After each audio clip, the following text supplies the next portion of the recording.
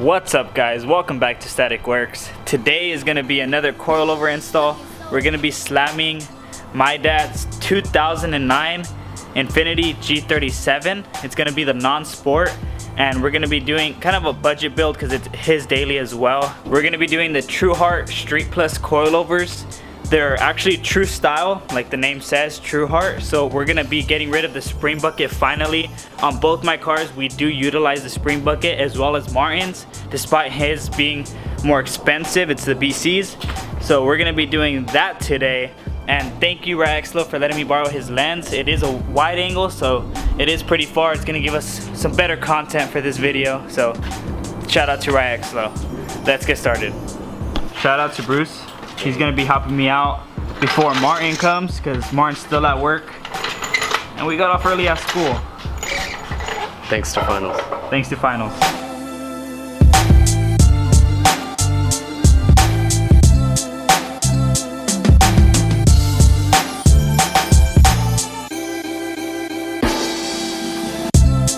We haven't done any research on how to do the coilovers on this, but I mean we've done it a couple times enough to know what to expect, especially since we did it on my G35.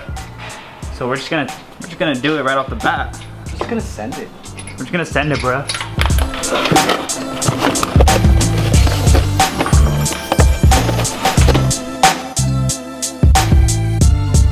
This is actually gonna be Bruce's first coilover install because last time he didn't do shit.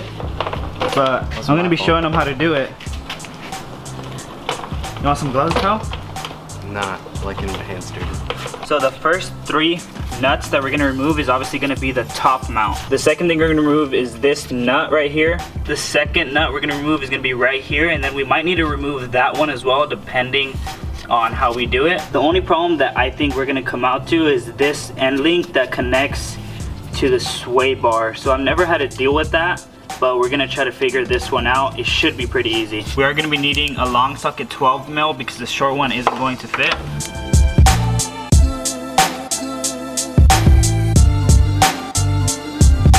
Whenever we do any coilover install, we always put the jack under the brakes and the suspension just in case, because we don't want it to fall and it could snap any brake lines. You can get one of these, the one I have, for $50 at Harbor Freight, and it worked really good for all of our coilover install. We don't really need it for anything crazy, so we're not gonna get a good one until this one breaks down.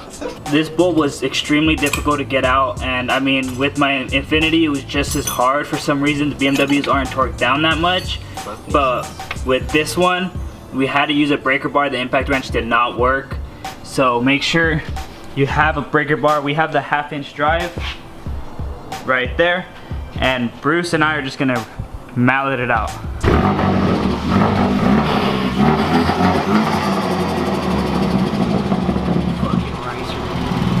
Ricer. You know what? What? Come help us fix this something. Danny needs help with what? Because he can't do it by himself, like always? Oh. These guys can't do it by themselves like always? Can't take off a bolt, one bolt. Daddy Martin needs to come in. Daddy Martin. The savior of everyone. What are you doing? What? You want to show us what we did? All we need to do. You guys didn't do shit is what you did. So this is the differences between the Truhart and then the OEM. As you can see, they're pretty similar compared to the BMW ones I got, but it is a lot shorter, so it's gonna be really easy to do the installation, which Martin's gonna try to do because he just got here. And we don't have to remove the top mount because we don't have to reuse it like the cheap ones that we have. Get the light. I can't find the hole. That's what she... There we go. Ah, you told I found the hole and I put it in the wrong one, the dog bark. What? What'd you say? Let's go. What'd you just say? Stick. That hurt hard. That hurt more than a butt cheek on a stick. Shit was funny. Bro, look it. Dude, if that's really how it is, that's ridiculous. Nah. It's not, it's gonna drop. He's like, mother trucker, dude, that hurt more than a butt cheek on a stick. Good times, good times. So we finally finished the front. It was a hassle. We'll have to go through that another time. It's already dark. We want to at least get this side done. That way we can show you. It's gonna be a lot easier. So we are gonna have like a part 2 like we did on the coilover install, which was probably a couple videos back or the video before. for the E46, but we're gonna show you how to do the rears real quick, which is gonna be pretty easy. As you can see here, those are 2 nuts that you have to remove, and with the E46 it comes from inside the trunk, and every application is gonna be different, so just make sure that you know which one you have to do. You have to remove the bolt right here. When it comes to the spring bucket, you do have to remove this just because we don't need it anymore. And I know some people have made mistakes where they install the spring and strut combo with this and it doesn't lower at all, and they get all confused on why. You do have to remove this and it's pretty much not needed anymore. We did come across something a little different. We want to show you guys. You see this shock right here? How it's bolted up here and it's not bolted to the bucket, which holds the spring. So removing this is not going to drop this like my E46 did. Yes, it's a little different. With this one we do have to remove this bolt that's down here that connects to the bucket itself.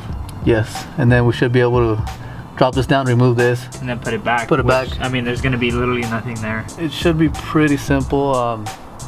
What's the worst that could happen? But we didn't get it on camera, but I had to take off my shirt and be the Incredible Hulk, because apparently Infiniti likes to torque these down to like 1,000,000 pounds of force.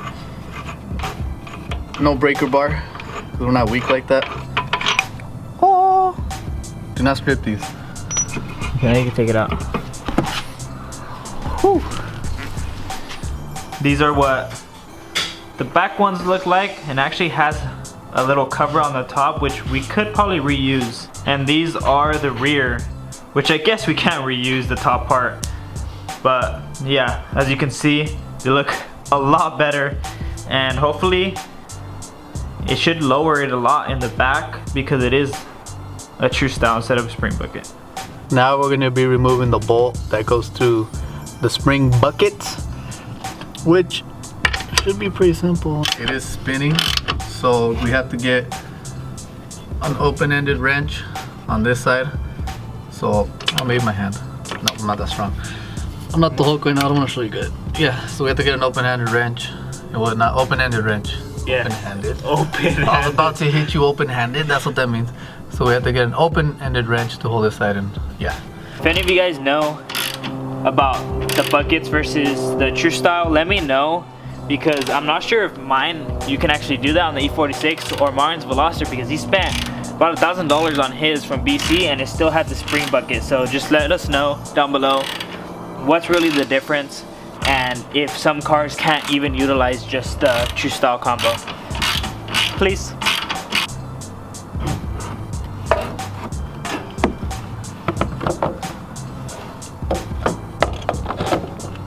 We have the bolt out now. We're just gonna slowly be lowering the bucket.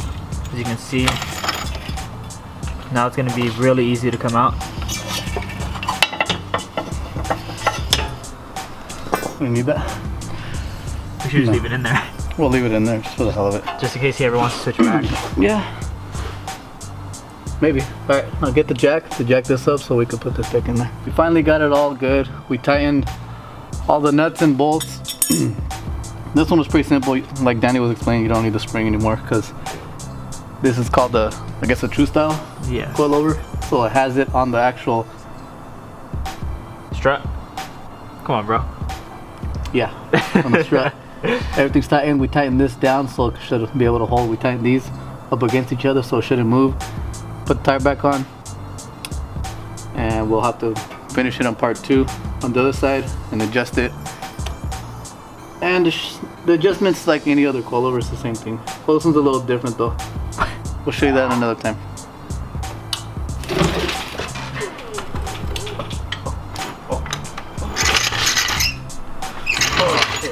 That's tucking a lot more than the...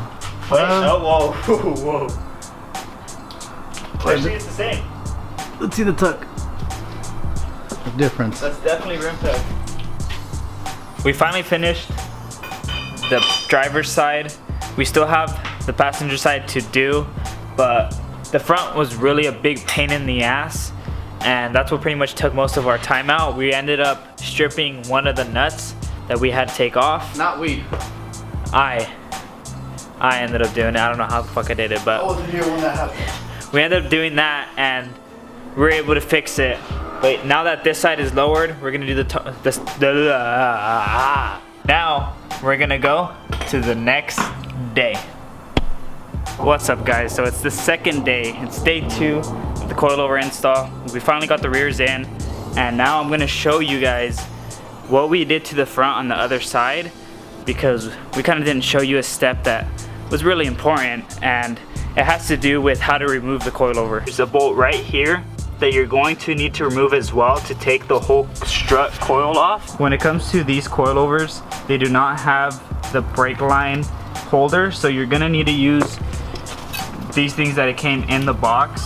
You can use zip ties, but we saw these and we're guessing it is for the brake line, and we're gonna be mounting it right here, and we're gonna show you guys how it is once we install everything. Make sure when you're removing the sway bar end link, remove it from the actual sway bar first before you remove it from the strut, just because you don't want this to happen. We had to get a new one and it costed us around $65 for just one from the dealership.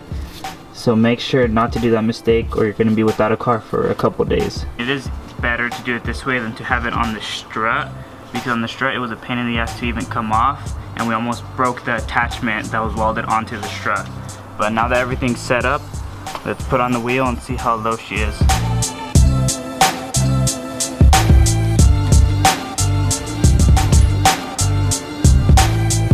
This is how she looks on the passenger side.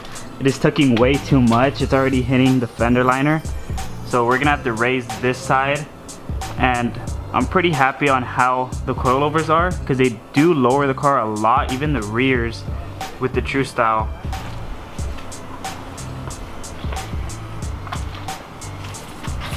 It's higher half an inch. If you guys like this install and want us to do more on the G37, let us know. This is my dad's project car, so we're gonna be working on it a lot, and if you guys want us to film it, we will. So the first thing to do was do coilovers. We have wheels for it too, and we'll probably do a video on that if you guys comment down below and ask us to. And just little more things to complete the look of the car. We need to clean his headlights, so I'll probably look into how to clean it properly and probably do a video on that if you guys want to learn how to clean headlights that are yellow. But yeah, on that note, hope you guys enjoyed this video. Like, subscribe, share, and we'll see you guys on the next one.